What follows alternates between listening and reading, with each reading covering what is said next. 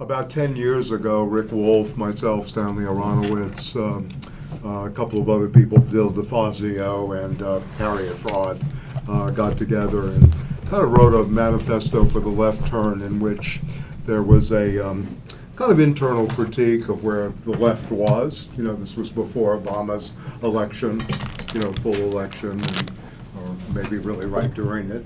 And one idea was that we would try to build an educational, you know, apparatus, if you will, you know, a kind of agitational, you know, educational apparatus.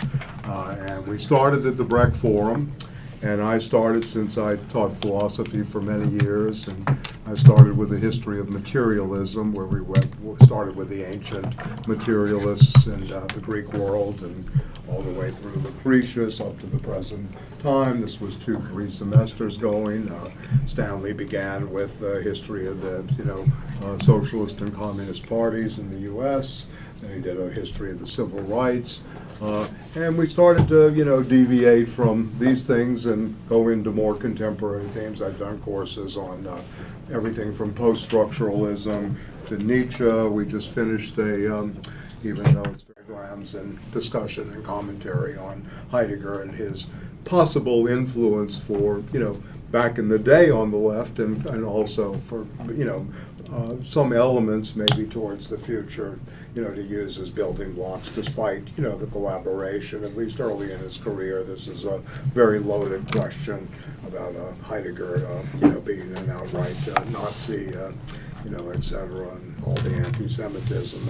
And I want to correct what Stanley said. Marcuse was not denied his dissertation by Heidegger.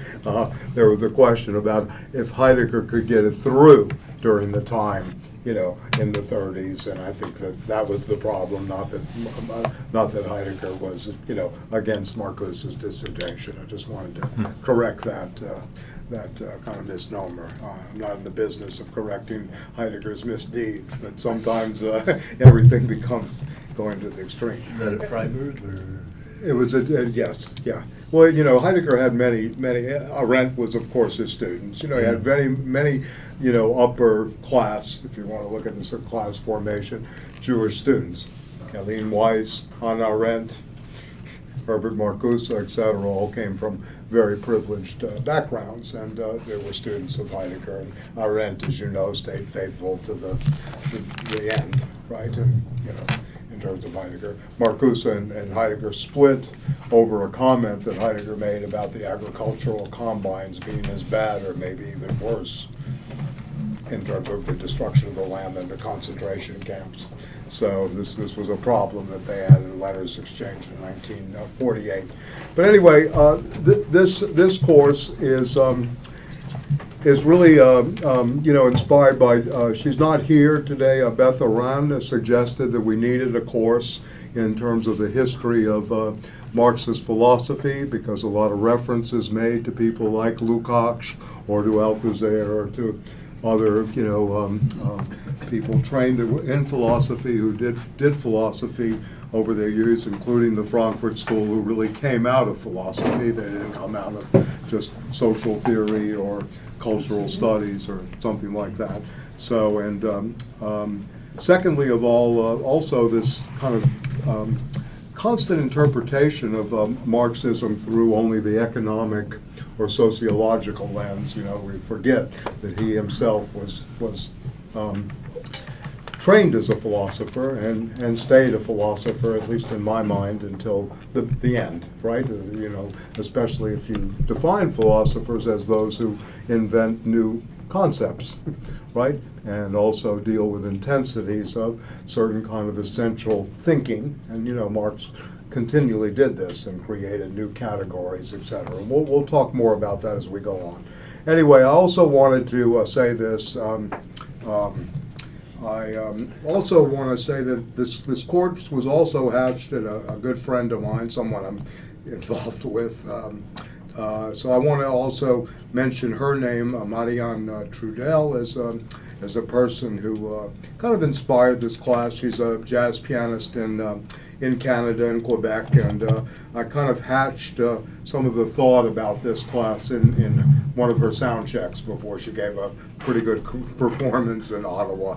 And anyway, I wanted to also mention that, and kind of as part of the inspiration. And of course, the people that have come here many years and heard me lecture and interacted, and I hope we really build a movement here. I mean, I really hope that this is the beginning of something. We're going to call it the Left Academy, or Left Academy, going forward, and we really hope eventually, we being the people that are teaching now, and also we have a very long list of characters that will and professors that will are willing to teach and want to teach here, going forward, and really build a kind of almost a certificate-bearing institution of where we have a core curriculum, and we actually will be able to give certificates of learning that would have some credential, at least in left circles, not to the Goldman Sachs or to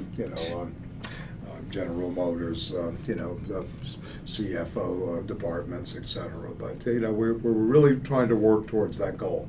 So anyway, just a little bit about where we're going to go this semester. First and foremost, I want to say I wanted to begin with Antonio Gramsci for several reasons. Gramsci is an interesting character.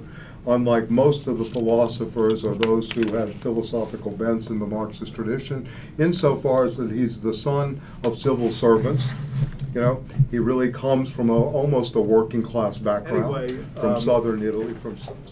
So I have many reasons to start with him. I mean, the first, of course, will be why study philosophy and what is its role as an arm of radical practice, or of the revolution, as it used to be called. The arm of the revolution. Why is philosophy one of the critical weapons going forward? And I think Gramsci tries to problematize this, and he's one of the few people in the philosophical tradition who has tried to link philosophy to historical materialism or to history itself.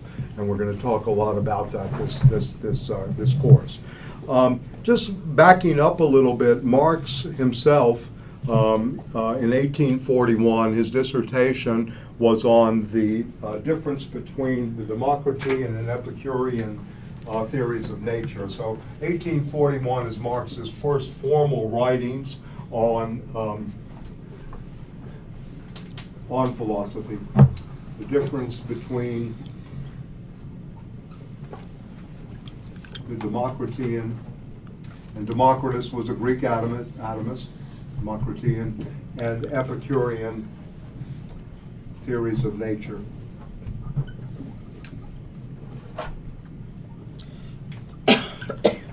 And in this, Marx took the position of the swerve of atoms, that everything is almost mere chance, in which we go through that the contingency of the atoms is much more important than the static grouping of which Socrates talked about in this tradition, right? So he became very much early on, an Epicurean, philosopher from the ancient world. This is going in with, at the same time, his Hegelianism, because he studied Hegel as a young man as well. And so there's a lot of background here. But the Epicurean element, and I'm going to talk more about this when we read Marx himself, filters into the early Marx, which we can call the early Marx. And we're going to see this at work, especially in the theses on Feuerbach, in which Marx himself is still, I think, a sensuous materialist. He's not really the materialist that he becomes later in transformation. So I'm going to try to map that a little bit when we read the thesis on Feuerbach. There are 11 theses. We'll concentrate on about 2 or 3 that address this problem of sensuality, sensuous materialism, sensuous rationality. In my view, and this is something else, as we go forward, Marcuse, as a philosopher, remains a Forbachian Marxist, not really a Marxist in his own philosophical work, since some of you have heard of Herbert Marcuse and know a little bit of the work, and Eros and Civilization, the 1955 work, is an indication of this. Anyway, I'll sometimes advance these kind of theses and, you know, hopefully back them up as we read the text. So this is the first, you know, thing of Marx himself. And then we're gonna read. I mean, we're not gonna read the dissertation. Feel free to do this. This is available on Marxist.org.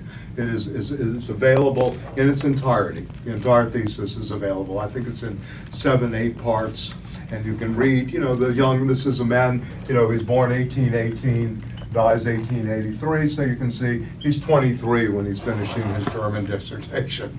You know, this is you know, no small brain. You know, and accelerated. He also is studying law and many other things. So we're in 1844, or what's called the Paris manuscripts. And we're going to read that, and I brought it with me, and I would like to use this edition for various reasons. The Dirk Struik introduction is very good, the Economic and Philosophical Manuscripts of 1844.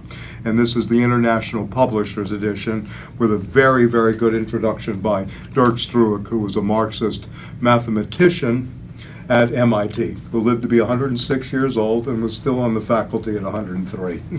Yeah, he also wrote a very good book on whaling, a materialist account of whaling in Massachusetts, Struik, and a concise history of mathematics. Very good attempt to look at the history of mathematics. So he's the introducer and here of this. I don't know if the video can see it, but I'll put it up for the class. How do you spell his name? Struik. So, and this is the international public. So we're going to read the Paris manuscripts, which are called the Economic and Philosophical Manuscripts. We're going to read mostly the parts on philosophy, the philosophical part of this, to get an idea of Marx's, you know, engagement, if you will, with both the Forbachian materialism. This is 1845, by the way, it's a year later, but he's obviously in formation then, and the Paris manuscripts, in which we're going to, you know, deal with a category which I think needs to be reworked, but we're going to talk about alienation. We're going to talk about alienation. We're going to talk about the use of the German word, Entfremdung, estrangement and alienation. We're going to talk about what this really means, how the tradition has seen this, and how Marx rewrites the tradition from Grotius to Rousseau. Rousseau also uses alienation. Without being alienated, you cannot enter into the social contract in Jean-Jacques Rousseau, you know, who's pre-Marx, 1761. Rousseau is writing the social contract. So the concept of alienation will be crucial to us, and also its relationship to work, you know, to talk about this, you know, in terms of a labor question, as a labor ontology, but at the same time as a philosophical concept, vis-a-vis nature, vis-a-vis spirit, vis-a-vis work, vis-a-vis human relations, etc.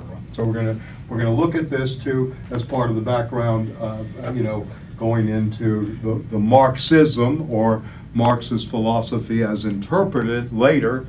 After we read this, we're going to go to, and this is discovered, by the way, 1932 in the Soviet Union, these manuscripts are discovered.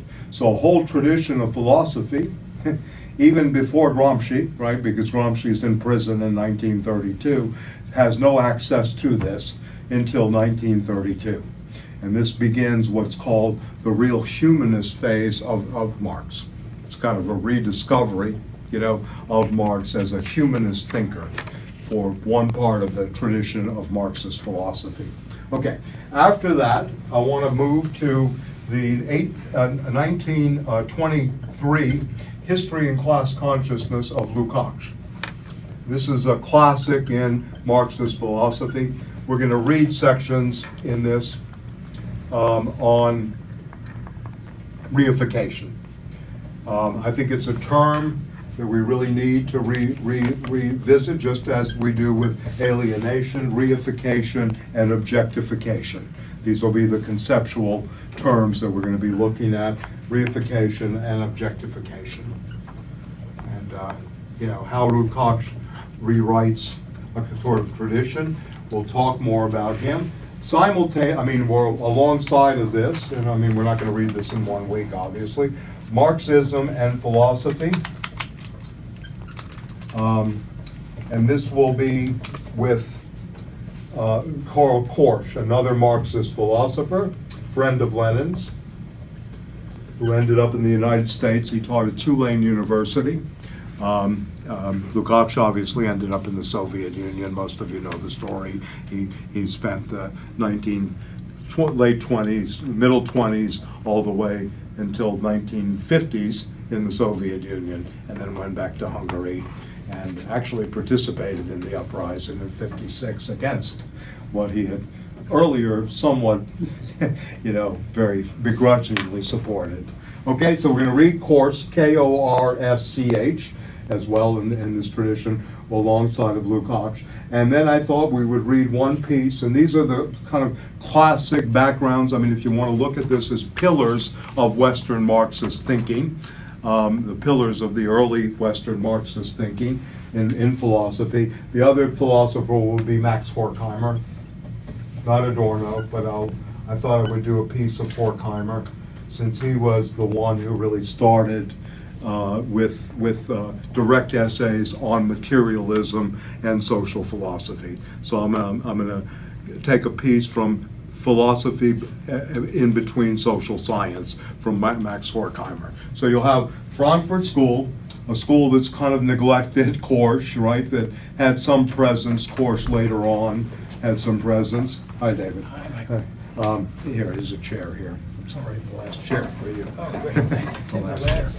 chair. Yeah. So anyway, with Korsch, yes, who was actually a friend of Lenin, and then he split from the Soviet Union and went on. And then, of course, Horkheimer being one of the main players, if not the main player, at least in background to the Frankfurt School. Horkheimer is very much neglected today because of Adorno and Marcuse's presence in the way we talk about the Frankfurt School. So anyway, so we'll have Frankfurt School, Korsch, and Lukacs, the Budapest school early on, and we'll talk about them. Then what I would want to do is go through schools that develop out of Gramsci, from the prison notebooks. We're going to do the Italian school, which I call the Italian school. These are my terms, this is not codified in academia. The Italian school post-Gramsci, which will include Galvano della Volpe, Lucio Coletti,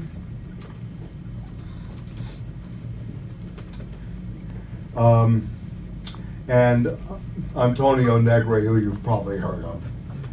We're going to read some of Antonio Negri as well. Right? So we're going to read Della Volpe, Galvano. These are post-World War II philosophers. Galvano, Lucio Coletti. We're going to read a section from Marxism and Hegel. We're going to read some sections, Time and Revolution, from Negri, right? Which will kind of bring us up to date. As you know, Negri and Hart wrote the book. They have 4 volumes: Empire, Multitude, Commonwealth, and I forgot the name. What's the last one? Assembly. Assembly is the 4th volume. So this was a collaboration between the American Michael Hart and Tony Negri. Negri is still alive. He's 86. He lives in Venice.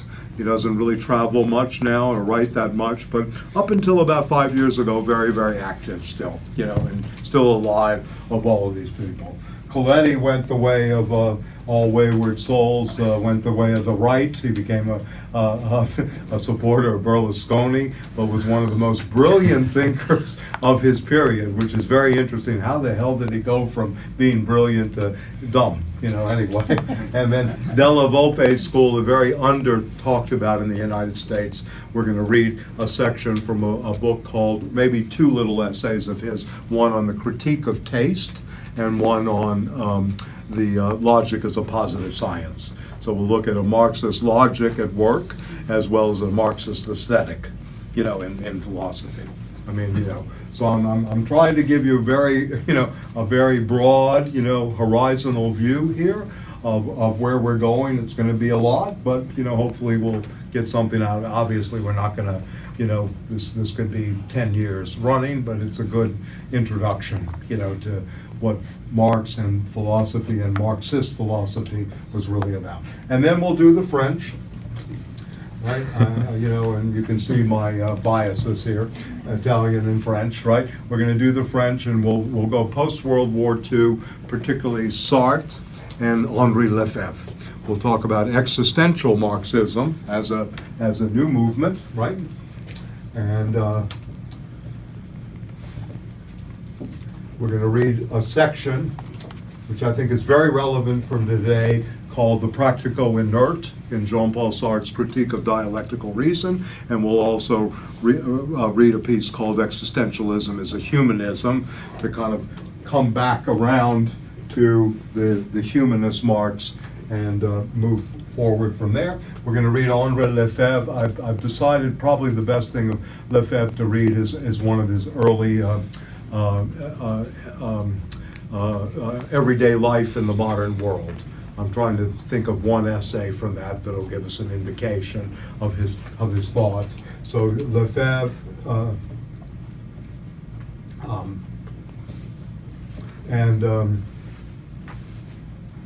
Henri Lefebvre and Jean-Paul Sartre, and then we'll move into the structuralist schools,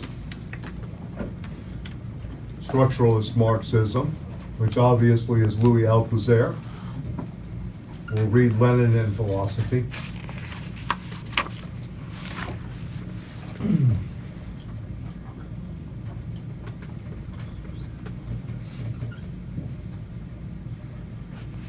Which was upset a whole generation and sort of made Althusser's reputation on the Lenin philosophy. And then we'll probably end with one of the more simpler pieces of Alain Badiou.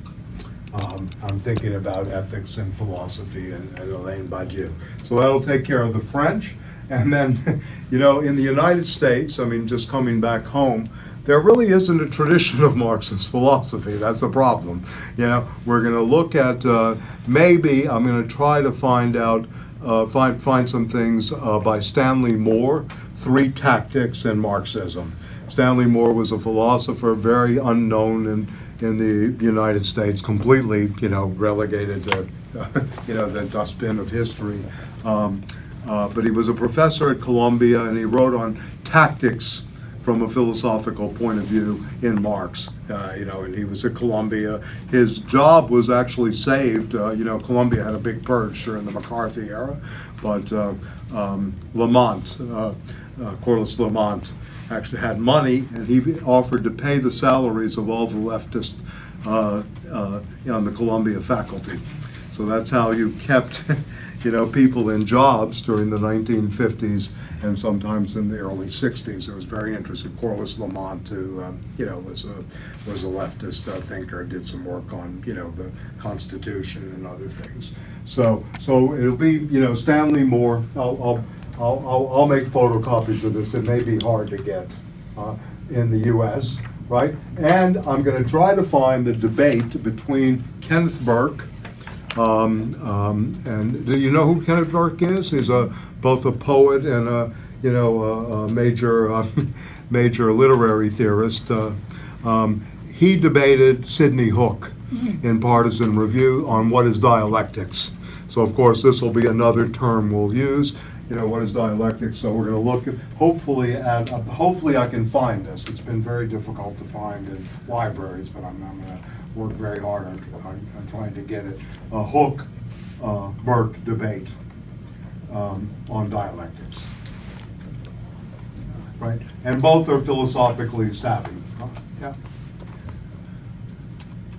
So Sidney Hook, you know, another renegade, as many of you know. He turned to the right and ended up at NYU, you know, but in the beginning was a first-rate, you know, American Marxist thinker, you know, in many ways, and a Hegelian Marxist. So we're gonna go through things like that as well. So the Hook Kenneth Burke debate here in the States and Stanley Moore. And then in England, I don't really see any real philosophers in England who really became part of the tradition. Maybe you can enlighten me if you know.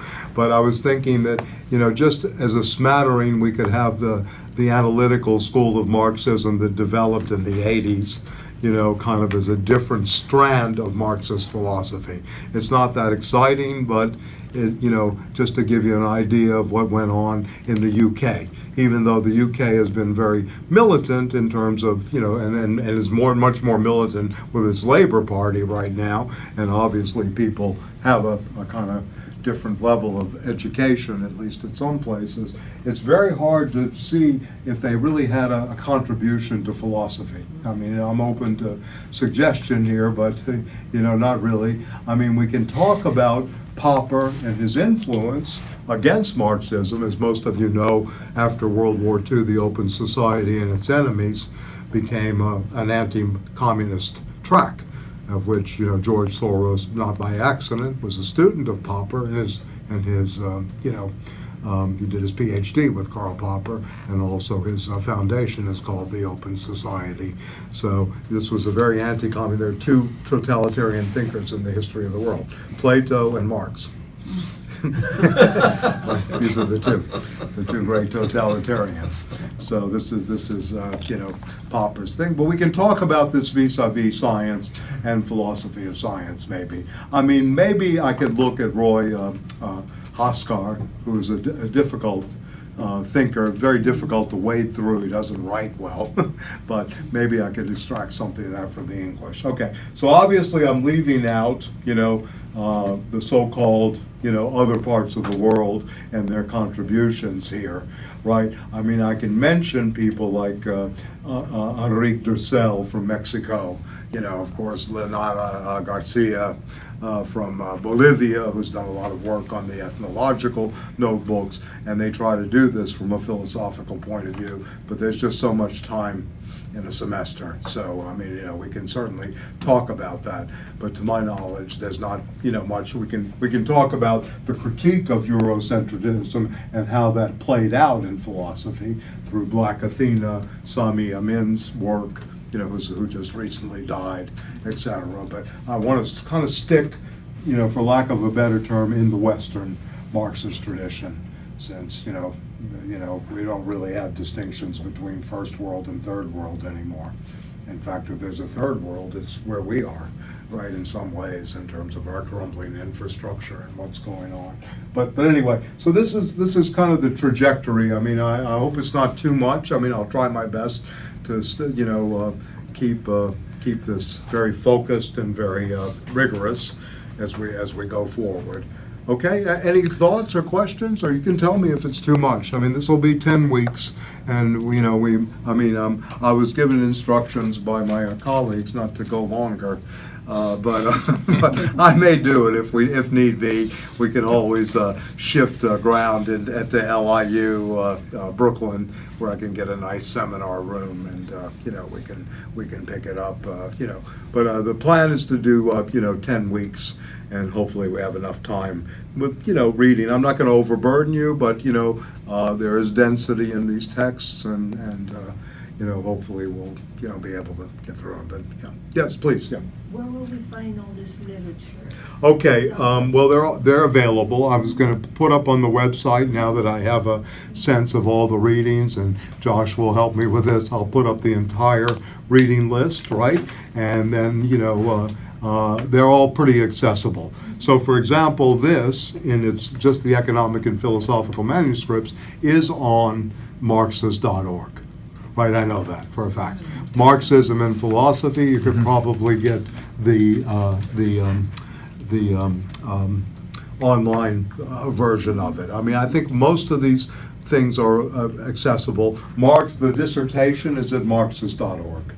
Yeah, as well as this, probably, the Paris manuscripts. It will be called the Economic and Philosophical Manuscript. The Gramsci that we're reading today, I mean, again, this is a remarkable testament to human spirit, and I recommend just buying it. You know, if an international publishers, which is the old communist publishing house, could certainly use the money, and we want to keep them alive. You know, so this is you know, the cost of, you know, 2 espressos and a muffin in Midtown. So yeah, anyway, or maybe a little more.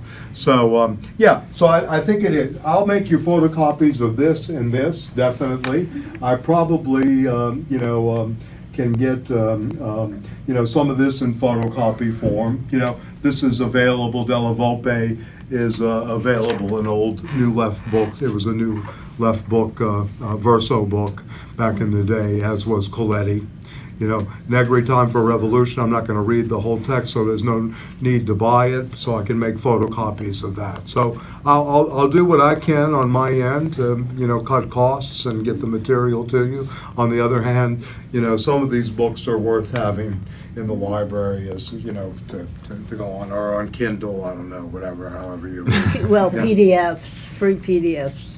Well, I know, but I can't, I'm told I can't do that, and Arto can correct me, and Josh too, that we can't put up PDFs on our website because we may run into copyright problems. The huh? PDFs are not on the website, it's the links to the download the PDFs. Oh, I are see, on yeah, the yeah. website. But that's a problem. If you want No. to write it on the board now, you can go to this website called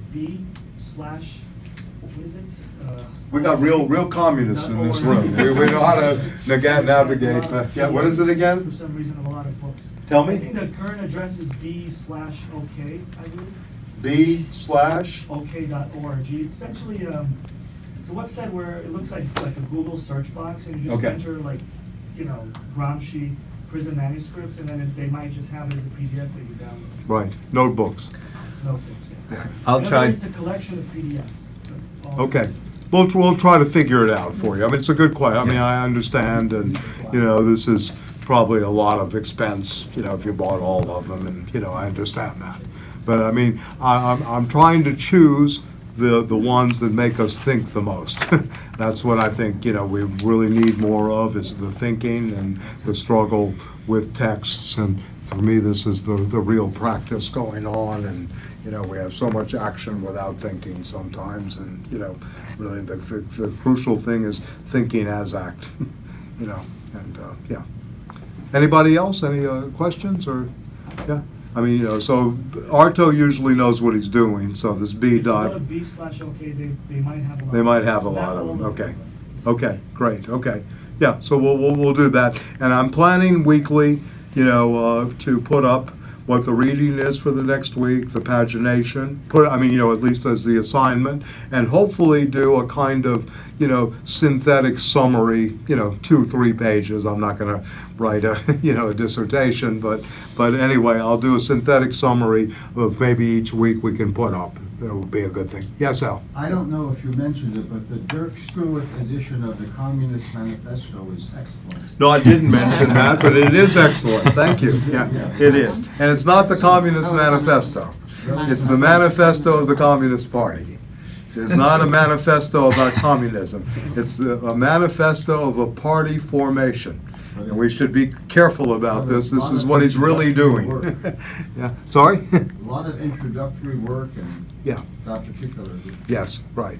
So anyway, so another thing I'm going to do, and I'll erase this. You know, this is kind of the map of the reading, if you will. Is I would like to look at, you know, Marx in particular, since this is a, you know, triad. Marx, Marxism, and philosophy, right? And the relationship of philosophy to Marx, and the relationship of philosophy to Marxism, right? I would certainly like to look at the, you know, the philosophical tradition somehow as a background. So we're going to talk about, if you will, the Spinoza's Marxism, you know, Spinoza and Marxism. And that reminds me, maybe what I'll do too, just to give the wind from the east, maybe we'll read one piece of Lenyov on philosophy, you know, who was the premier Soviet philosopher of the generation. We'll go to Lenyov. I'm going to think about that. So anyway, we're going to look at Spinoza and Marx. and Marxism. And of course, this tradition plays out very actively in Soviet philosophy, as well as very much in Althusser, and in now a tradition around Negri. Okay, this is a very interesting connection. We'll talk about, the relationship of Marx's view of nature and how that may be different than Spinoza, but why Spinoza had this tremendous influence on Marx, and and then ultimately on certain strands of Marxism, versus both and also versus antagonistically Hegel and Marxism, because this is another tradition, right? Hegelian Marxism, of which Lefebvre, Sartre definitely come out of, certainly Georgi Lukacs, and certainly a lot of, and Sidney Hook in the United States, right? In Korsch. And certainly Korsch, yes. All of them were very much influenced by the Hegelian moment. So I'll probably, obviously we would have to do this for 2-3 years to read Hegel's Phenomenology, to read Spinoza's Ethics and the Tractatus and all this stuff, etc. But, I do want to give this background. And then, of course, the Kantian background, which is also Althusser, is a kind of mix of these two. And Althusser's dissertation was on, his doctorate d'etat was on the specters of Hegel. Hegel is a specter, the shadow over him. But Kant, and we're going to see this a lot in the Italian, especially in Della Volpe, and we're going to read a piece in which Kant plays an active role in Coletti. So these are the three major philosophers. Now, of course, we can go back, the ancient, the pre-Socratics and Marx, and then, of course, Aristotle, who Marx was very fond of. Marx, by the way, died in his armchair with a copy of the prior analytics, the organon of Aristotle in ancient Greek at his side. So this is what he was reading at 65 years old in his reading chair when he passed away. So, he did go back to these things. And most of you know that Hegel was the dead dog that was resurrected because Hegel's dialectic was stood on its head. And we'll talk a little bit about that, what that might mean as well. So I'm going to try to engage this through maybe point to, we're not going to, again, it's just too much, right? But we'll try to point to certain reference points anchoring points, if you will, in Kant, in Hegel, in Spinoza, and how this may be played out in the tradition. But these were the three major of the 17th century and following influences on Marx, and certainly on Marxism and developed strands of Marxism. Kant being the least of them all, but Coletti and Della Volpe of the Italian school, very much. And I find Lukacs still be very Kantian, and if you read Adorno carefully, again, it's an interesting mix of the philosophy. I mean, it's the idealist predications, obviously, but tremendous influence of Kant and Hegel on Adorno's thinking, and even maybe more Kant in the end.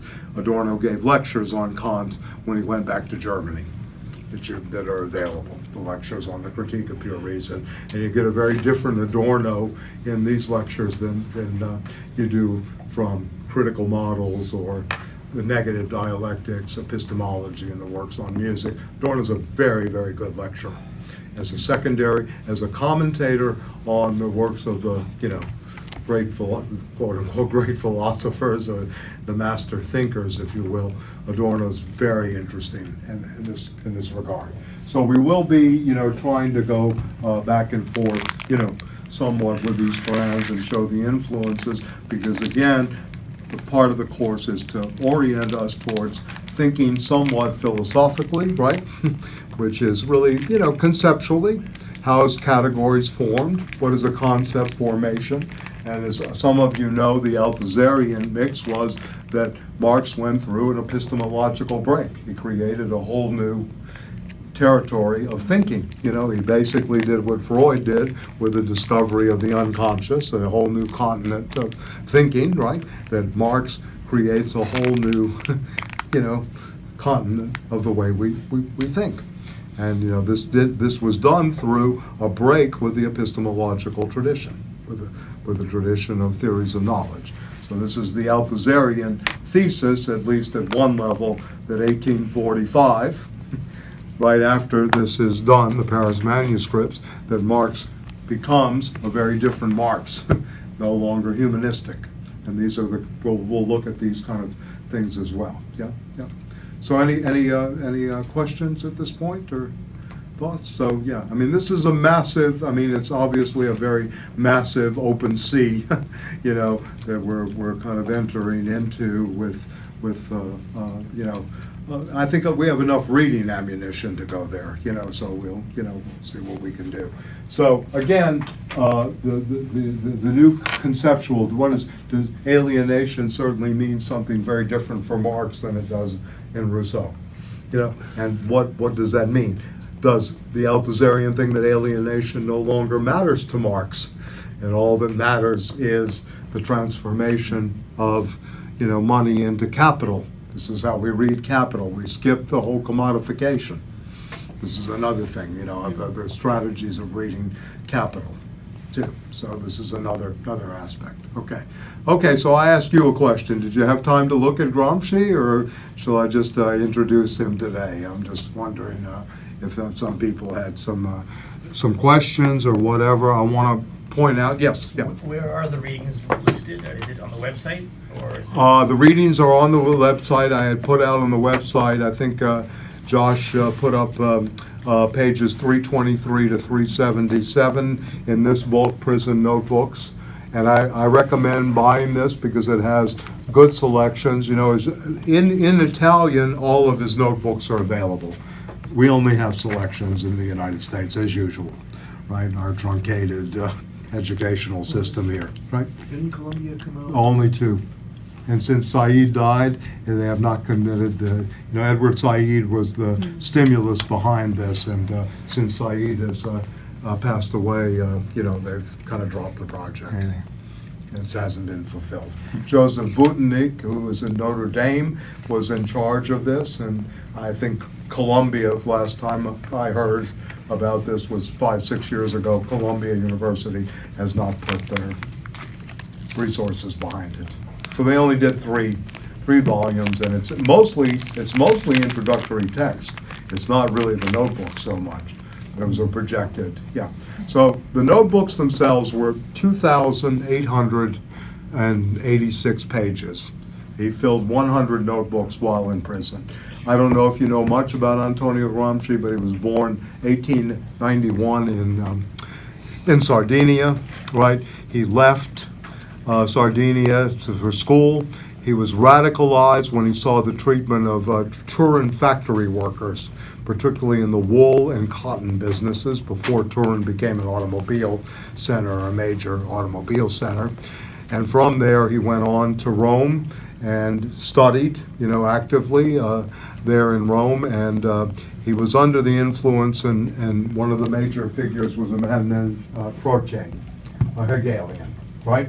Croce was one of his main influences, as was a previous socialist, Labriola, Antonio Labriola, who was a friend of Engels, and probably the forerunner of the Italian Communist Party, even though they did not have a party until 1920, 1924, the PC was formed. So Antonio Labriola, Materialist Conception of History, was a book of Labriola's, and Croce wrote on Hegel and aesthetics, and was a major figure in terms of philosophy. Started out a Marxist, then became a kind of, not an actual collaborator, but a kind of silent collaborator to the fascist regime for a while without really participating in it. There was another man who started out a Marxist who actually translated the thesis on Feuerbach, Giovanni Gentili, right? Became the fascist philosopher, basically Mussolini's philosopher, right? And Gentili also came out of Croce's tradition. Gramsci read him, you know, early on, and this was the main antagonist. Anyway, going back to Gramsci, he was a journalist early on. He wrote many good political and polemical essays for New Order was the name of the publication. And he became the General Secretary of the Italian Communist Party in 1924. In 1926, he was a member of Parliament. He was arrested in the fall of 1926 on his way to cast a no vote to the death penalty. Picked up by the police and held up on charges of treason.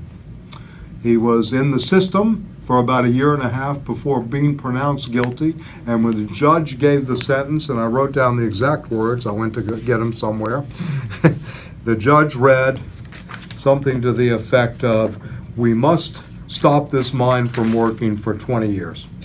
This was it, he said. "We must stop this brain from working for 20 years. This was the judge's sentencing. So he was put in jail, first on the island of Ustica, and then he went to the Turi prison for a good part of the rest of the time, from 1928 to 32. He was a hunchback. He had a spinal deformity from youth, and was only 5 feet tall, very short guy. I mean, I should have brought some photos. There's some interesting photos of him in his class. He kind of stands out, in a way, because of his shortness in terms of height, et cetera, right? And anyway, he's put in prison, and he begins, writing letters, and he begins his notebooks in February of 1929.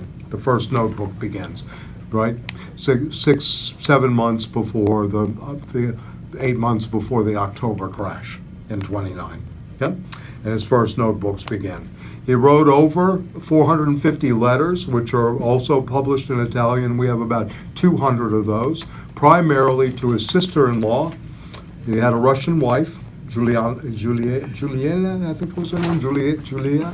Yeah, and then Tatiana was his sister-in-law, to whom most of the letters were addressed, who helped smuggling some of the notebooks out with Pietro Sraffa. Have you heard of Pietro Sraffa? Sraffa was a great political economist who was in Cambridge, right? Was a very good personal friend of Gramsci. And another reason to get this is Gramsci has a first-rate mind for political economy as well, not only philosophy and culture and aesthetic issues, but also for political economy, and many discussions with Sraffa.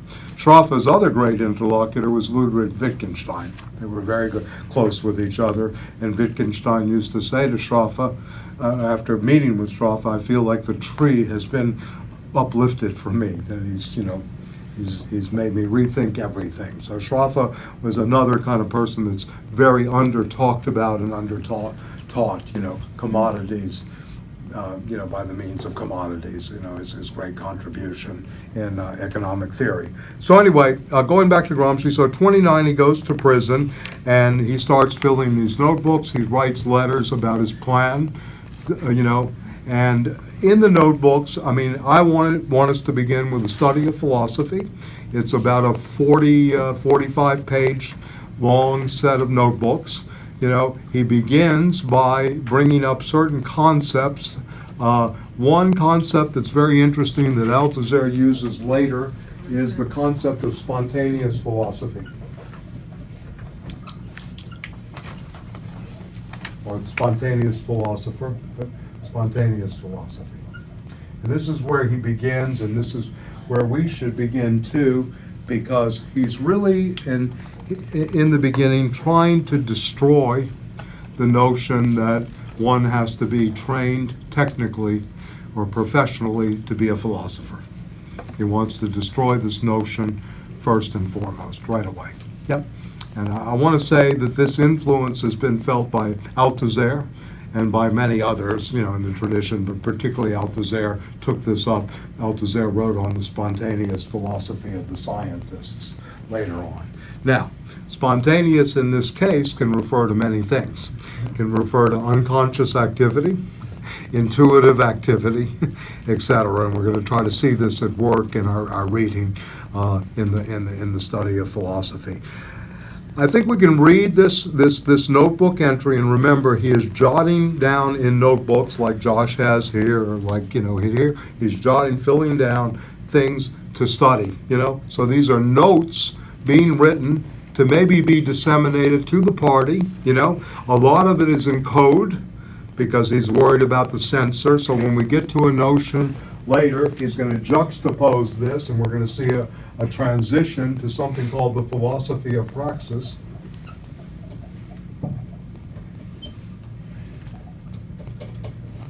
This becomes a code for Marxism, and also a code that goes all the way back to Labriola and De Croce as well. So there are multiple levels, you know, operating here. One against the prison censors, one within the tradition that he's fighting. So there are multiple levels of reading here that are happening, and I'll try to point those out as we go on. So very, very clever, very, very astute mind, you know. And again, think of yourself, think of this, you know, here's someone in prison, mostly from memory. He gets a few books, but a lot of this is from memory, what he's doing. A lot of it. I mean, he has somewhat of a library, but very little, right?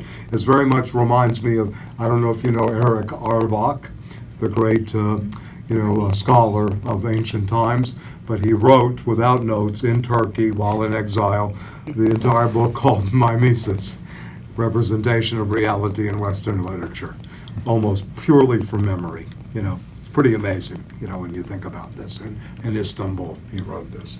So we're going to see this term as part of as a conceptual nexus that's both confronting or trying to avoid the censorship.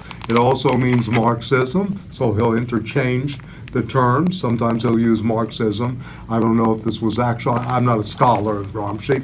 I didn't see the original, text in Italian, but he uses the word Marxism here often, right?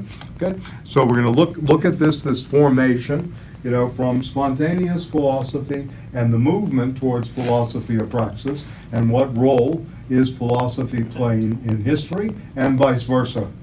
What role does history play in philosophy?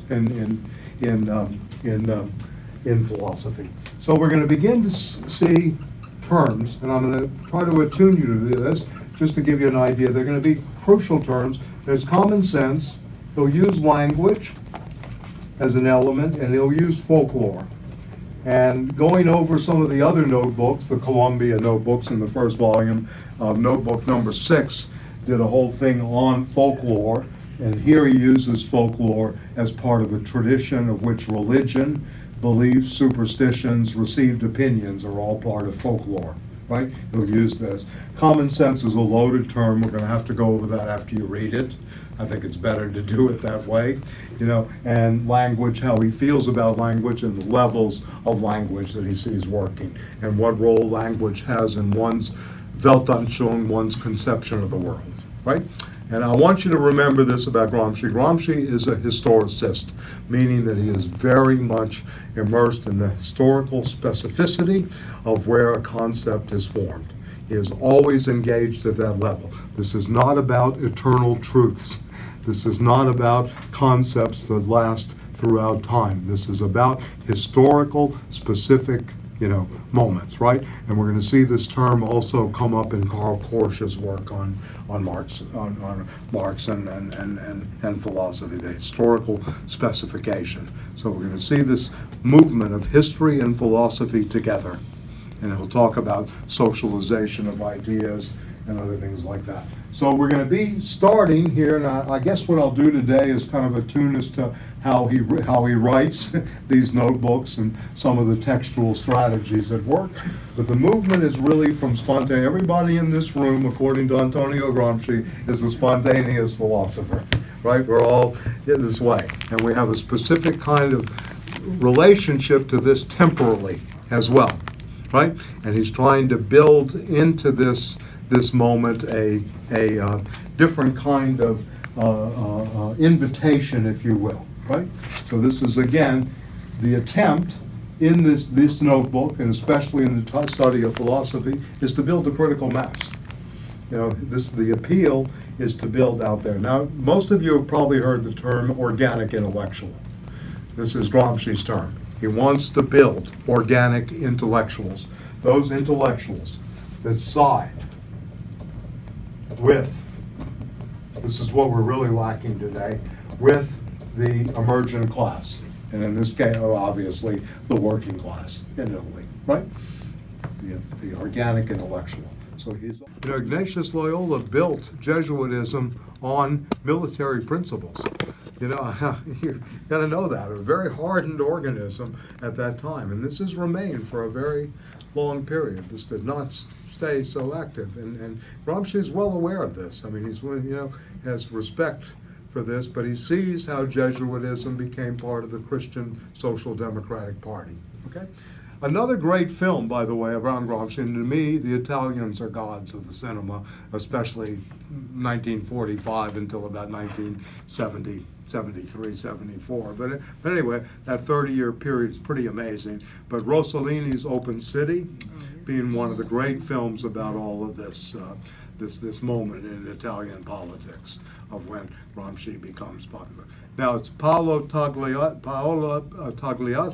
who basically saves Gramsci and starts the publication for the party in the 50s and the 60s, and the publishing house in Nati that makes it possible, to have all this work.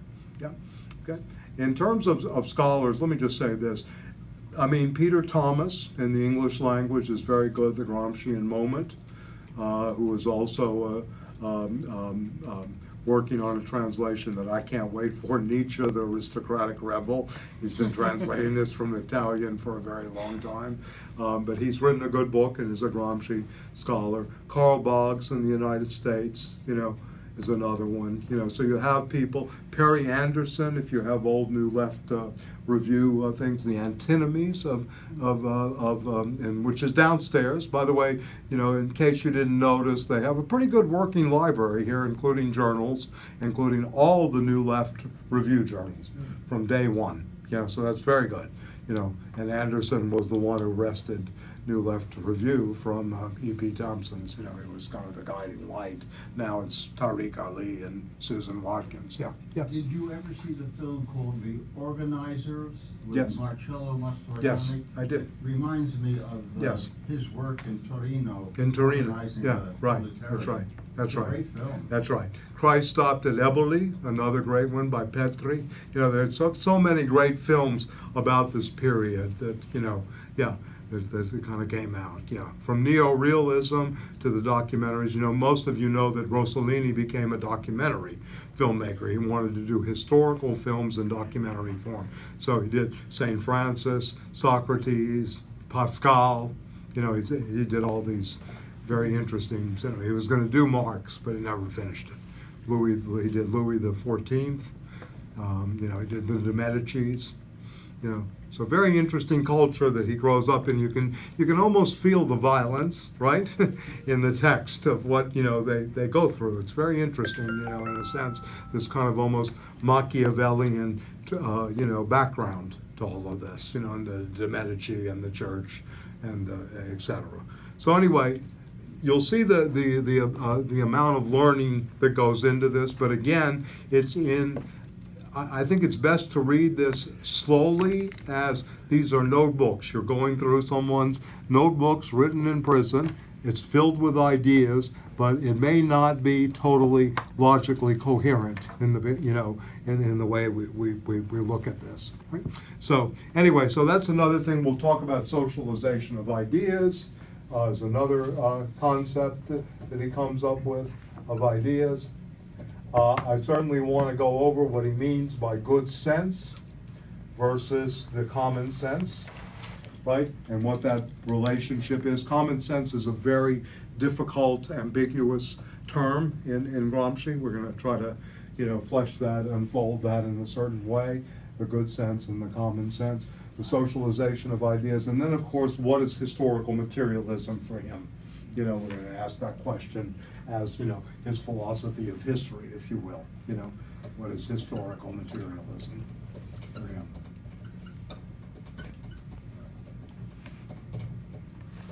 So we'll have all these things going on when we read the text as okay. One of his great sayings, and I think this is something we should keep in mind in some ways, is that one must live. I am a pessimist as to intellect, but an optimist as to will. He writes this letter to his brother Carlo when he's in prison. Now, this is not Gramsci's originality. This is Romain Rolland, a French communist, who wrote The Pessimism of the Intellect and the Optimism of the Will. So Romain Rolland was the first to say this, but it's been attributed to Gramsci, right? Right? So very, very interesting. Yeah. What does And that then, mean? sorry, What does that mean? what does it mean? Pessimist of the intellect and. What would it mean to you as a slogan or as a way of life? Pessimist of the intellect and what was the other? The optimism of the will.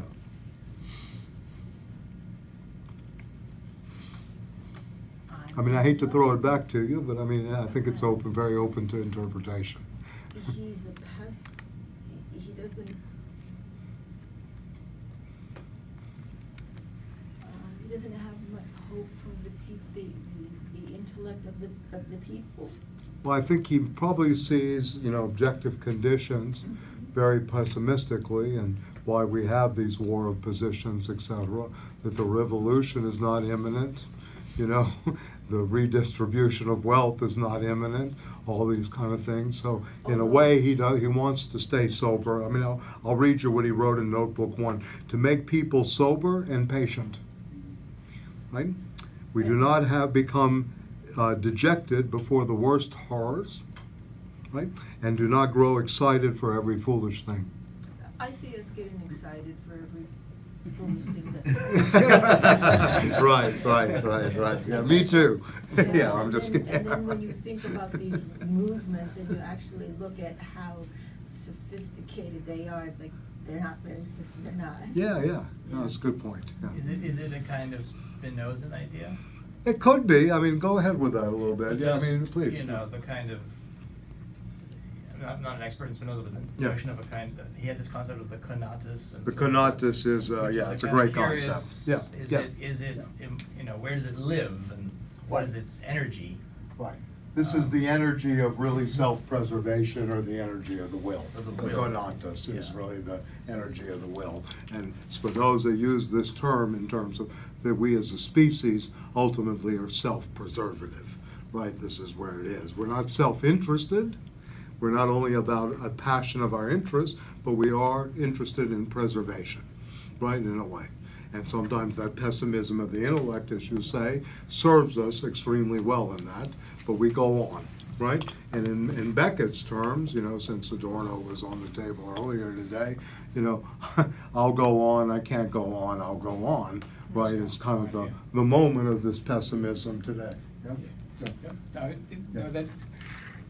The phrase became very prominent after the fall of the Soviet Union. Pessimism of the intellect. Pessimism, but there was a great deal of pessimism and Yeah. very little way of. Well, we should have been pessimistic earlier about Yeah. Soviet Marxism, Right. but anyway, that may have been part of the problem. They were not sober not- until way exactly. later, right? Yeah, but that's good about Spinoza. Spinoza has this kind of almost pessimism of the intellect working through him all the time as well. That's very good in terms of the conatus, which actually, there's an interesting mix here of Nietzschean will to power as well, How much although of- that's very different ultimately, I think, in terms of drives. Yeah, please. How much of a reader of Spinoza was Gramsci? This, I don't know. I mean, I'm sure he was exposed to Spinoza, because Spinoza was very, very prominent in the 1920s and 30s, especially in left circles, and in the Soviet circles, and he seems to be much closer to the Soviets than he was to, the other, the other part of the world. I mean, he's not exactly reading, the U.S. pragmatists actively all the time. Even though, as we have to keep in mind, and this kind of brings up the question of, the right to be lazy, or why work.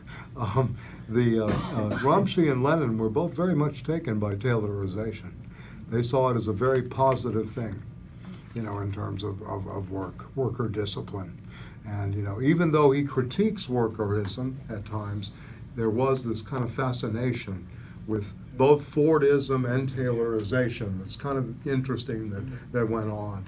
And this led a lot of people to say this is Marx just as productivist, right? Not just modes of production, or, so this was another, another kind of story going on. Yeah, please. He was also, I think, a member of the Communist International. Yes, he was. Yeah. No, he's a big player. Yeah, no, Yeah. he went to Moscow. He Yeah. knew, he met Lenin. Met his wife. He met his wife in Yeah. Moscow and sister-in-law, and one of the sons became one of the violin players for the Soviet orchestra. The sons were raised in Moscow, not in Italy. Yeah, and I forgot I think the other son became a surgeon, a doctor. Yeah, and stayed in Moscow. My sort of common sense interpretation. Yes, of please, this yeah, quote yeah. is the ability to recognize and accept reality, but at the same time to remain hopeful and optimistic. Yeah, that's reasonable. Yeah, that's sort of the two streams of Ernst Bloch that hopefully Stanley will get to, and the principle of hope. Yeah, yeah, different kind of way. Yeah. I mean, I think this phrase kind of warmed down later because he really didn't see any way out the longer he stayed in prison. I mean, not that the prison broke him, but because of his physical ailments, etc. And he didn't see any light. I mean, remember, he dies 1937. This was still not a, An interesting sidelight. 8 more about years his, of Mussolini. His disability. Apparently, early on as a child, his parents tried to straighten out his back by hanging him from this. Yes. Yeah. Horrible. Yeah, horrible. Yeah. No, it's subjected to a lot of bad medical advice, and and the family. Sometimes not good to listen to the family. Trust them. Right, as Freud taught us. Yeah. Anyway. He's not big on the family. Yeah. What's that? I said he's not big on the family. You mean Freud or Gramsci. Gramsci? Yeah, both Freud and Gramsci are not big on the family. Right, both of them. Right, in a lot of ways. Let me just go back to something about the whole thing of Marx and Gramsci in particular. There's an old, the beginning of Faust. When Goethe's Faust is beginning to translate the Bible. He begins, in the beginning was the Word. So in some ways, that's the moment of philology, right? Then he crosses out word, Wort, and this is in German. Then in the beginning was the Spirit. He crosses out spirit, right? The Hegelian idealism, if you will. Then in the beginning was the force, the Kraften, right? Crosses that out. And then finally comes to a translation, in the beginning was the deed. So some people interpret this as a German Romantic notion of praxis, which ultimately influenced very much the philosophy of praxis, Marx and others, right? That the alienation from, the word as word, the spirit, right? The alienation from force in a certain way, Newtonian physics, as well as ultimately the deed as being the thing. So this kind of moment of thinking and action together was the original praxis, this translation of Goethe. And of course, Goethe will play, a huge role in all of these figures' life, especially the early thinkers, Gramsci, Lukacs, Korsch, right? Horkheimer and Adorno, you'll see Goethe mentioned all throughout, again, something in the United States we don't get so much in the educational mix. We don't really read a lot of elective affinities or Faust as such, right? We don't really do it. And so this is very, very, I think, very crucial to remember that this is also coming out of a very active Enlightenment. I suggest, if you have the time, and you can get this online easily, What is Enlightenment by Kant. Das ist das Aufklärung, which was a journalistic piece in 1984 that he writes, in which he talks about we live in an age of enlightenment, not in an enlightened age, right? And he gives the categories for this, and this is a very interesting moment in German philosophy. And then, of course, you go through to Hegel and to Goethe. You begin to see this development of the, quote, world historical spirit that makes a figure like Marx possible, really makes it possible. How this, and to me, we have not escaped the German mind. If we want to put it that way, in terms of its contributions to science, philosophy, and almost all kinds of theories that we have. I mean, I like the French and the esprit of the French and the wit and all of this and their ability to be much more diplomatic and the cleverness, but something about the German mind that came out of this tradition. I mean, you know, you look at their philosophy, you look at what happened. Marx did not emerge out of France. You've studied the French materialists, and I'll go over this too as we go forward, the Diderots and the mechanical materialists, Helvetius and de Holbach and others. But, you know, it's really out of this romantic tradition that we come out of. And then we have to ask the question of, you know, Gramsci is trying to demythologize too, but Marx's patron saint was Prometheus. You know, you know, in a way, he dedicates his dissertation that I mentioned earlier to his patron saint, the god who steals, you know, the fire from the other gods and then is punished. You know, early indications of the metastasization of cancer. To keep feeding on the liver, right? You know, the Greek myth, right, of Prometheus. So anyway, I think that there's this kind of, you know, we have to take into account this German romantic tradition as well, right? And very much so, yeah. And also this recapturing. I mean, again, to me, I mean, I'm, you know, Greek and whatever it means in background, but anyway, also this thing that he had in the Grundrisse of Marx himself too, which was almost an idealist predication, but why do we still feel like children before the 5th century of Greece, the ancient world? Why does this stay a model for us to attain to, of which, you know, Peter later will talk about today on Greek democracy and the invention of democracy, the creation of democracy in the Greek polis. Why do we still see this as some big flourish? To me, the only time that was repeated was 1917 to 1924, 26, depends on, you know, where you want to see the moments away, but this enormous creative outpouring of the arts, you know, literature, et cetera, that the Russian Revolution, somehow, that still remains a model for the left, you know, if you will, you know, to attain to, you know, in terms of at least creativity. So we'll talk about that as well, praxis and creativity and where, you know, Gramsci is, because this is an enormous work of creativity to me. This is what I admire beyond its political force, is the ability of someone to sit in prison. You know, we get Soledad Brother from George Jackson, or we get a few, you know, we get Jean Genet, right? You know, Thief's Journal, Our Lady of the Flowers. We get some good prison writings, but this is the real deal. I mean, you know, this is, you know, you think you're talking about you know, notebooks that are stacked this high in a period of about 5 years, you know, 20 notebooks a year, you know, 200, 250 pages, you know, a good-sized book being jotted down, you know, of a massive intelligence. So to me, I mean, I know I sound like more the optimistic and enthusiastic than pessimism or the intellect, but, you know, to me, this is a very inspiring, you know, kind of work and something, you know, worthy of revisiting, and just for the standpoint of just the level of the creativity, the level of thing. Yeah. Did the fascist authorities know he was writing, or did he do it? Yeah, they knew. Clandestinely? Or They knew, but, you know, they had eliminated anybody in Italy. You know, they didn't really care if this was getting out to England or whatever. I mean, you know, to a degree, you know, and had they had any idea of the force it would have later in terms of, you know, post-World War II. I mean, most of you know that the CIA, there were 2 areas in the world after World War II that were very crucial in the West, Greece and Italy, and they made sure that the Greeks fought among each other in a civil war for 3 years. I mean, you know, Syntagma Square in Greece, known as Constitution Square in English, you know, they basically, British rifleists, marksmen, shot down communists in the square. Just, you know, yeah.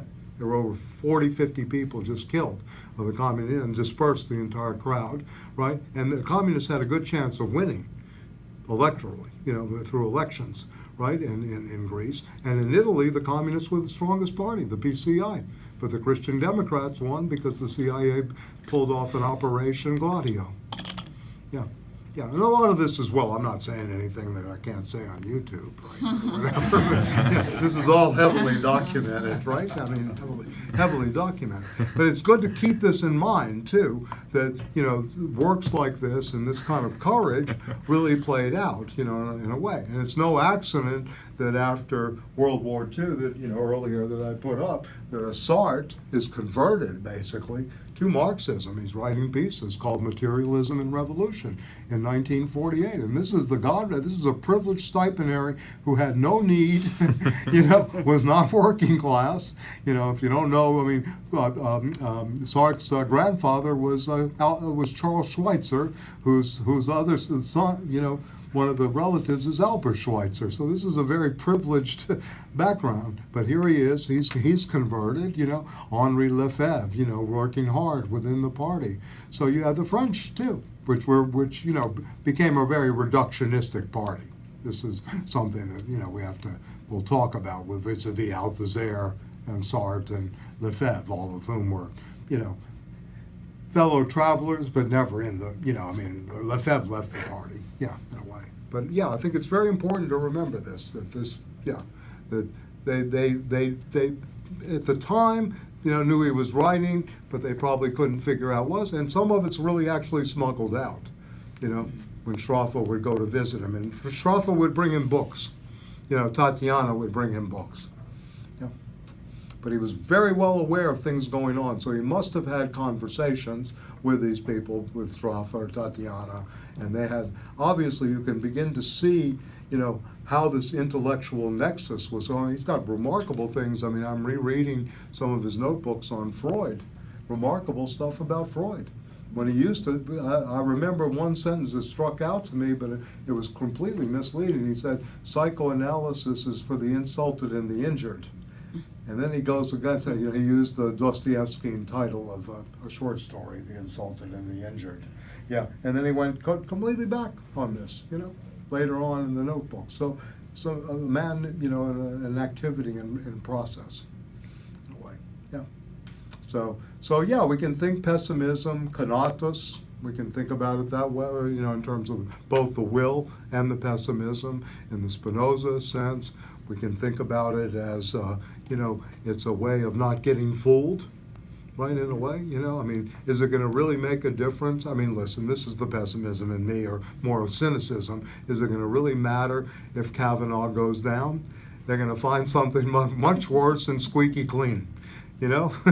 You know, in a way. They're going to find someone that's squeaky clean, you know, that, you know, didn't have sex until he was 35 with his wife, or some aesthete. Maybe they'll get a priest lawyer. You know, who knows what they're going to come That's worse. next. Yeah. I know it's going to be worse. Yeah, that they're going to have to dig for centuries. They're going to have to go to the Vatican for that one. Yeah, but anyway, all to say, I think what he's really warning against, if you will, is getting fooled in the, you know, the moments, you know, this kind of thing. And, you know, the signs, you know, wonders should not be taken for material signs, you know, in a certain way. So I think this way.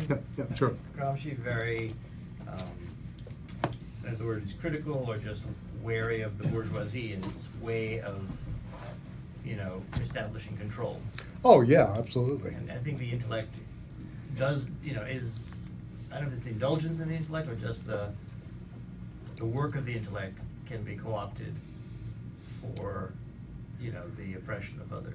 Right. I mean, I think you bring up a very good point here, and it also fits with the Frankfurt School. Adorno doesn't write the way he writes just to say he's very smart. He has a strategy at work. You have to work it through to the point of where, you know, it's hard work to read. It's not easily assimilated. It cannot be brought back into the system. I think he's also trying to do the same with codes, and also trying to help us to read more on the level of the, you know, the ambiguity and the multi-layered, you know, and to ask things here. Yes, yeah, in a lot of ways. Because the bourgeoisie will always say, you know, it's simple, you know, go to Stanley Kaplan and get prepared for your SATs. Here's another check for you, dear, you know, or son, or whatever, right? But anyway, yes, no, you're right. And this is what education has become in a lot of ways. The teaching to the test, the teaching to, you know, reproduction, the social reproduction of the status quo. And he will go through this in common sense. He won't use this language per se, but we can certainly glean from it and extend that this is what he's trying to confront. Yeah. So anyway, I thought what we'd do, we have about 15, 20 minutes or so for the introduction today. We should maybe just look at the text if you have it, or if you could share with people if you don't have it. Just start to take a look at what's going on here. And see, I get a 0 for conduct from the bourgeoisie, the Marxist educational project. This is pessimism at the intellect at good work. Study capital, right? So anyway, the study of philosophy, and this begins on page 323, and some preliminary points of reference. So you can see how he's operating. He's giving himself anchoring points. I like to call these, anchoring points for him to go on. So he says it is essential, and this is very good, essential to destroy the widespread prejudice that philosophy is a strange and difficult thing. He doesn't say it's not a strange endeavor, but just because it is the specific intellectual activity of a particular category of specialist or of professional and systematic philosophers. Okay? So we don't read this that philosophy is not strange and difficult, but it is not because it is the province of a group of specialists and professionals, right? In a sense. Because philosophy in some ways begins with strangeness. This is kind of the interesting point of what he's really doing here, and the kind of density between the lines. Okay, so it must be first shown that all men are philosophers by defining the limits and the characteristics of the spontaneous philosophy, which is proper to everybody. So we all have spontaneous philosophy. It's proper to everybody. This philosophy is contained, so the elements here. 1, language itself, which is a totality of determined notions and concepts. So he reads language as a totality of determined notions and concepts, not syntax and grammar only. Yeah, and he says it's not just words grammatically devoid of content. 2, common sense and good sense. And 3, popular religion, and therefore also in the entire system of beliefs, superstitions, opinions, ways of seeing things, and of acting, which are collectively bundled together under the name of folklore. Okay? So we have 3 basic elements: language itself as a totality of determined notions and concepts, the interplay between common sense and good sense, which we're going to go over next week in more detail because it's very important, and popular religion, and therefore the entire systems of beliefs, our superstitions, our beliefs. To use Flaubert, the Dictionary of Received Opinions, a great 19th century text in France, by Flaubert. So anyway, okay, after we go through this, these are the elements that spontaneous philosophy, we all share language. We all share some communist senses, and I'll talk again more about this next week. We share a common community. We developed norms. We developed systems. We conform to certain kind of, belief systems, etc. We all have some kind of popular folklore behind us, in a lot of ways. So these are the elements going forward in spontaneous philosophy. But first, after showing that everybody is a philosopher. So again, his audience is to build a critical mass, though in its own way and unconsciously is certainly the crucial term here, that the spontaneous philosophy is unconscious, right? We don't wake up in the morning and go, eureka, I'm a philosopher, and now I'm going to invent new concepts or neologisms, etc. And since in the slightest manifestation of any intellectual activity, whatever, in language, there's contained a specific conception of the world. This is very important. In language, there's always a specific conception of the world. Reading us, reading each other, the specific conceptions of the world that we hold, right? In a way. One then moves on to the second level, which is that of awareness and criticism. So right away, he's going to begin 2 levels in the spontaneous philosophy and one that helps us to get out of it, which is that of awareness and criticism. Right? So, that is to say, one proceeds to the question, and this is a very good question for today, is it better to think without having a critical awareness? In a disjointed and in an episodic way? In other words, is it better to take part in a conception of the world that is mechanically imposed by the external environment? And you can see the mechanical materialism going on here, as well as 17th century mechanical ways of thinking. Mechanics is developed in that thinking, i.e. by one externally imposed by the external, by one of the many social groups in which one is automatically involved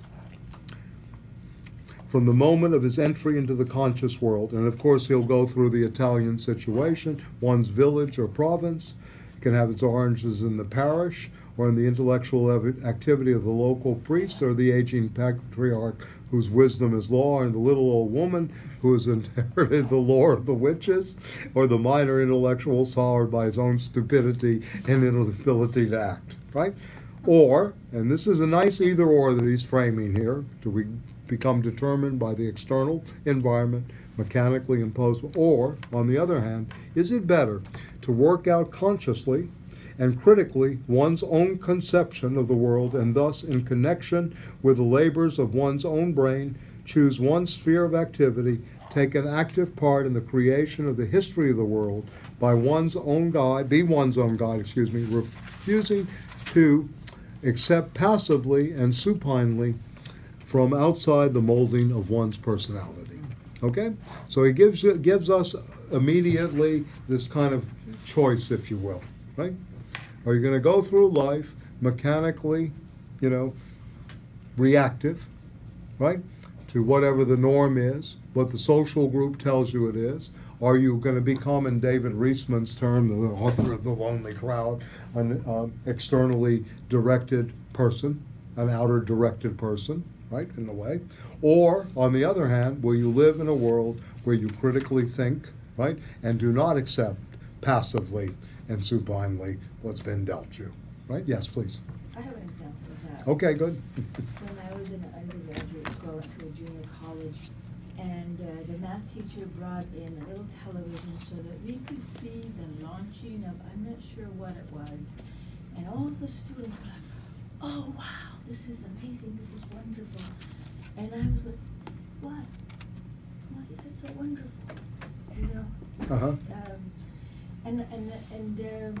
I guess part of it is my background. It's like I don't understand why it's so, wonderful. But I guess for others it represented, maybe American technology, America's greatness, or things like that. And that those things weren't intrinsic in me to think about America. My upbringing, it just wasn't. I just didn't feel that. Right. So, in your case, it seems like the spectacle is part of that external environment that mechanically imposes itself on most of the consciousness of the people in the room, right, in some ways, right? Isn't it wonderful what Jeff Flake did? I'm sorry. It is a good example in a way of the mass being, set into this kind of conformity. I think, yeah. But I think you give a good, that's a good example, because he's really trying to get away from what he will call ultimately what common sense does, and we'll talk about this next week. What kind of conformity, this leads to, the mass conformity that happens, etc. And in our age today of digitalization, we see more and more of that. That's going to be another thing. This stuff is fairly relevant because the external environment and the mechanistic moments that everybody's touching the phone, etc. People have written about this, but Gramsci has it down, I think, as early as 1931 of what can happen, right, without critical awareness and without, self-criticism and self-activity, and how passively we accept things. Okay, so we're going to go on to his textual strategy here. So he makes this entry into his notebook. He'll start with spontaneous, philosophy, right? What it is, what are its elements, to talk about the two choices one has, either to be affected by the external environment or to somewhat interdirect, right, in a sense where you become critically aware and, can move at least, right, and have a bit of understanding that's not unconscious, that you become conscious, somewhat self-conscious, which is a Hegelian moment in a lot of ways. You can see the Hegelian influence at work. And he's going to move on now. He's going to make 4 notes to himself, right? So you see note 1, right? This is part of his strategy. I know you don't have the text in front of you, but I don't know. He talks about in acquiring one's conception of the world. So again, he's trying to dismantle, if you will, how people are thinking in a kind of fascistic, propagandistic universe, right? How is one's conception of the world shaped by this mechanical external environment, in a sense, right? It belongs to a particular grouping, right, which is that of all the social elements which share the same mode of thinking and acting. So again, mass psychology, mass conformity, etc. We are all conformists of some conformism, always man in the mass or collective man. The question is this: of what historical type is the conformism? So he's going to do a type of conformism, not just that we're conformists, but what type of conformism, the mass humanity to which one belongs. Where is that world conception of you, and what kind of mass? Alt-right, for example, would be part of this. I'm thinking of Yeah, the movie The Conformist with Il his Conformista, yeah. Yes, which is a man who goes along to belong to the general common sense Yes. of the fascist Italy. Interesting. Yeah. Yeah, it's a great novel, by the way, written by Moravia. Alberto Moravia, made into a film by Bernardo Bertolucci, his greatest film by far. Il Conformista, with Jean-Louis Trintignant, Dominique Sanda, right, and others. But anyway, they're the 2 major stars. And it is actually the story of an actual philosopher who was a Gramscian, who went into exile in Paris, who was ultimately assassinated, Nicolas Rossetti. So it's basically based on a true story of someone who would not conform, the philosopher who was giving lectures back on Plato's allegory of the cave, which is very well presented in the With the film. shadows With the and shadows, he closes the curtains, and I recommend it. It's a great film about the man in the mass conformity, the Jean-Louis Trintignant, who cannot, make a choice outside of the social group to which he's in, right? Even though he's in love with the professor's wife, right, and has an affair with her. He actually watches her being, well, anyway, I don't want to give it. I'm sorry. I go a little bit too fast sometimes. I'll slow down. I'm sorry. Yeah, anyway, all right. Yeah. What's that? Well, Yeah, David. While we're on it, Yeah. Italian films, I was thinking Yeah. of the little gem, A Special Day, Uh-huh. with Marcello Mastroianni Uh-huh, and yeah. Sophia Loren. Yes. Which is perfect because the husband and the kids are all excited that Hitler's going to visit, and Right, they right, all right. went out. What a great and Yeah. they actually play their drums while they're on horseback. Right. And don't we have great allies? And everything? Right. And Sophia Loren is the housewife, and she's not so much down with it. But Right. then she runs into Marcello Mastroianni, and I don't want to give too much away. Yeah, but yeah. There's great Right. consciousness raising in Right, the course of it. right. about- Well, there's a great sequence in Fellini's Amarcord from the 70s, too, of when Graziella would come through the square and all the fascists would come out, in the conformity of the whole village, including all the young guys that come out to see Graziella come to the town square. Yeah, yeah. So yeah, very interesting. So anyway, he wants to go into this multiplicity, how the personality itself is shaped as well, because he'll go through this about, he says, the personality is strangely composite. It contains Stone Age elements and principles of a more advanced science, right? Trump and his hair, right? Prejudices from all past phases of history at the local level and intuitions of a future philosophy which we, like that of a human race, united the world over. Right? To criticize one's own conception of the world means, and this is good because it'll give you a definition of what to be self-critical is, means to make it a coherent unity and to raise it to the level reached by the most advanced thought in the world. It is therefore also means criticism of all previous philosophy. So he's now going to make a leap, if you will, that like Marx, hitherto all philosophy, we have only interpreted the world, but the point, however, is to transform it. So now he's going to go through this kind of transformative moment, and he says, and insofar as left stratified deposits in popular philosophy, the starting point. And when you hear Gramsci say the starting point, you really get alert, right? There's radar on the thing. Is the consciousness of what one really is, and is knowing thyself as a product of the historical process to the date which has been deposited in you, and is deposited in you an infinity of traces without leaving an inventory. So one of the moments here is to take a self-inventory. This is really it in terms of the critical elaboration. Without doing this, according to Gramsci, you're not going to move at all towards, the philosophy of praxis or transformative activity. One has to do this critical inventory of the traces. So in a way, it's his version of the unconscious, of the digging, the archaeology that is necessary in order to know oneself and to know oneself in the historical process. Because he's not only trying to build, quote, being aware of your history and being, an activist, he also is looking to make actors in history, right? This is one of the goals here, is to make actors in history, and that the study of philosophy and, is very important for this, in terms of the activity. You want to say something? Yeah. Is kind of Althusser's ideological state apparatus a kind of gloss on this? I think he's tremendously influenced by him. Yeah. I mean, I don't think that. Yeah, it is a kind of gloss on common sense and conformity, etc. Yeah.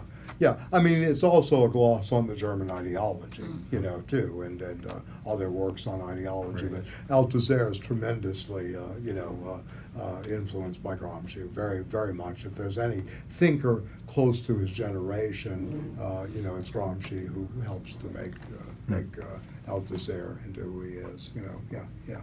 Yeah, very much so. Okay, so that's note one in terms of what it means to be a self-critical awareness and critical elaboration and knowing thyself. So see, he's going to go back and say, okay, these notes are going to be reading, this first part on the spontaneous philosophy and its elements. Okay, note two. And I won't go over this completely. I mean, this is pretty self-explanatory. Philosophy cannot be separated from the history of philosophy, nor can you eliminate culture from the history of culture. In the most immediate and relevant sense, one cannot be a philosopher, and then he gives his first definition of philosophy, by which I mean have a critical and coherent conception of the world without having a consciousness of its historicity. Very important for Gramsci. You have to be conscious of history. Most philosophers that I know over the years have no sense of history. They're still dealing with eternal concepts. What is the good? The fuck, excuse my language, is the good, mean today versus, better than the bad. 25 years ago, better than the bad, right? Better than the bad, that's right. Better than the evil, right? The evil, right? The evil Democrats, right? Anyway, of the phase of development that this philosophy represents, and of the fact that it contradicts other conceptions or elements of other conceptions. So, he's really looking at, how one would enter into the conceptual formation, how the concept is formed historically, but at the same time, how do you blast open that continuum of the concept? So there's always this dual movement going on for him, which is very powerful. The concept formation and its historicity, as well as how would you blow it out of the continuum while it happens. So how did the good become formed today? What does that mean? And then how do you blow that, up to smithereens and say, this isn't the good we want. So, and how do you begin to work with that in a different way? So he says, one's conception of the world is a response to certain specific problems that are, posed by reality, which are quite specific and original in their immediate relevance. How is it possible to consider the present or and quite specific present, with a mode of thought elaborated from her past that is often remote and superseded. When someone does it, it means that he is walking an anachronism, a fossil, and not living in the real world, or at least he is strangely composite. And it is in this fact that the case that social groups, which in some ways express the most developed modernity, lag behind others in other respects given their social position, we are therefore incapable of complete historical autonomy. We're still bound somewhat to these things. We use the word enlightenment, or we use the word being enlightened, right? But we're really using it in the past tense, right? We don't really know yet what it means. So we're going to always have this moment of we do not get complete historical autonomy. This is just his historicism speaking through him, I think. Yeah.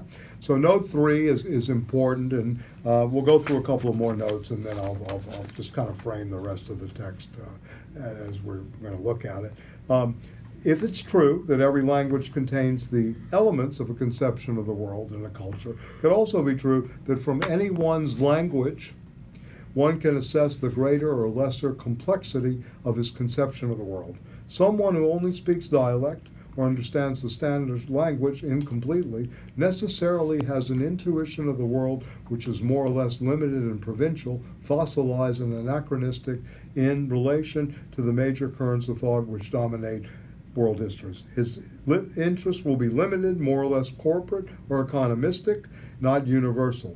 Why is it not possible to learn a number of foreign languages in order to put oneself in contact with other cultural lives? It is at least necessary to learn the national language properly. Now, I have arguments with this. I mean, Basil Bernstein, for example, would be the best argument, the man who worked on codes and the sophistication of dialect codes, especially black codes. Right? I think it's He just wrote about specific it. to Italy, though. This He's kind of trying to idea, be specific to all Italy because of the different- dialect. yeah. And you see this in the movie, the other, I mean, I know we're going And to that's like talk the about, north over what was the south the two and- brothers that made the film, the ones that became linguists, they made a film about, the Taviani brothers? Yeah, they made a film about someone who came out of the region and how the dialect overcame, their attempt to learn the national language and how much trouble this gang. And then one of the guys becomes a world famous linguist, overcomes this. I forgot the name of the film, made in the 80s. Taviani brothers. But anyway, yes, maybe it's specific to Italy, but it's wrong in terms of, I think, a universal, Well, it's an approach. interesting statement, though, because It is. it might be that, Yeah. I mean, the argument could be that, language is like is a set of tools. Yes. Yes. Much as a workman has tools, or, Yes. in a toolbox. You're very instrumental, huh? And if you only have, just remember the. Yeah, I But got you. if you Yeah. only have a few of the tools, you Right. can't do all of the work. Right. You're only going to produce a certain kind of work. So Right. maybe you have to have, a range of tools at your disposal, Right. of which language would be. So Yeah. if you're limited to a dialect or a set of tools, then can you know yourself historically or Right, something? right. That's a good point. I think that what Rachel pointed out in Italy, the specificity here is that there are certain regions in Italy in which they're very prone to this fascism, right? And he's really looking at this type that only speaks dialect as being especially prey to corporatist and economistic interests. Now, you can try to look at this in terms of rappers in the United States, with a very limited vocabulary, and how easily hustle and flow and, capitalist codes overcode them because of a lack of a greater sophistication of the system, and it's all about show me the money. I don't know, I'm just You're speculating. talking about a very limited school. Very of limited rapping. school, yes, There's indeed. a lot of different. No, I kind know of that. rapping. I know, I am talking about a Okay, limited. okay. Yeah, no, I am talking about a limited school of rapping. No, sorry to bother you. No, sorry to bother you, yeah, he's all right, yeah. But Right. even with the Italian situation, though, I have a friend who unfortunately Yeah. passed away recently, was among other things, a avid poet. Right. And went out of his way to learn the dialects of his native regions, and his wife also Yeah, knows them. sure. too, And found a lot of richness in Yeah. translating the poet. Yeah, I mean, I think Rachel's got the point here, that it's really specific to Italy in a lot of ways. But even in Italy, yeah. I mean, the dialects were not just, Yeah. ways of being ghettoized or something. They were really very rich in their own. Right. But I think more than it not, I don't think it is rich. I think it was just the control of the North over the South, and the Southern dialects were obviously, if they didn't speak the language which was a Northern language, then they were pushed aside and never had a voice. So I think that's what was important to him in this. Yeah, Gramsci does a lot on the North versus the South. Yeah. Yeah, well, the Southern question is a And the major piece of Sardinians, it. their language wasn't incorporated at all into the national Right, language. right. It kind of ignores the way even very uneducated people play incredible creative games with language. Yes, Yeah. absolutely. Right. Oh, absolutely. No, of course. Right. I got in a big argument at the Left Forum because I pointed out the metaphoricity, that the metonymy in the Wu-Tang Clan overcomes the metaphoricity, and the guy raises that. I had those guys in high school. They all were flunkies. I said, well, you're the real flunky. Yeah, Look where they are, Exactly. Look where RZA and Method Man are. But anyway, I understand. This to me is the work of a good dissertation here, this note 3, but anyway, but what he's really trying to say in some ways is that, the more primitive, if you will, I don't know how to say this really in a good way, but the more reductionistic one's view of language is, the more prone you are to getting, taken in by fascism and corporatism. This is where I think he's trying to go, that you have that kind of prey. Yeah, so, and this is why it goes to the national and the international language, and it's easier to translate Shakespeare into, if you know Dante, or if you know this is where it's going. There's an elitism here, too, that's happening as well. Yeah, I do. We could also talk about the elites who were prey to fascism. Yes, of course. Right. No, of course. No, very much so. Yeah. Wonder yeah. why. No, you can read. Maybe the dialect reads Dante in a very different way and figures it out. When you talk about of Kavanaugh's course. great Yale education. Yes, of course. Which he's very proud In the of. country club. He and W belong to the same fraternity, Right. by the way. Says all- It's a reminder of that, some people. Anyway, Yeah, Skull and Bones. Skull and Bones.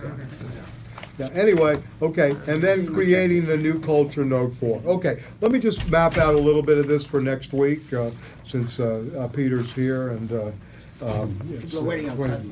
What are you doing, Peter? We're waiting outside. Oh, they're waiting outside, okay.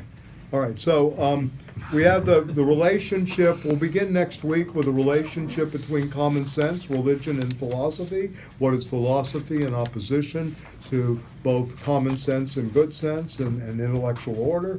Then we'll go to philosophy of praxis, which really begins on page 332, 333, 334, 335.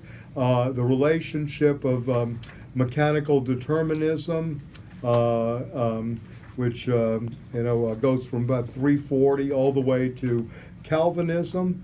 The organic intellectual 342, 343.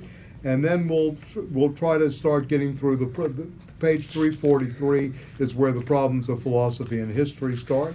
And I want to concentrate on the historical importance of philosophy. 344, 345, 346, 347, and then the notion of the philosopher on 347 itself. And then we can go on to philosophy and democracy on 362. So if you can read all the way to the 377, it's again, these are like little notes within things, but very pregnant with ideas, etc. Right? And so we'll do that next week. Okay, and then I'll hopefully we'll be able to find economic and philosophical manuscripts. We'll kind of lead into that into the second and third week. Yeah, for that. Okay. So thank you. I have everybody's emails here and everything. Okay. People that already paid, that's fine. Could you just check your name off here? And if you did.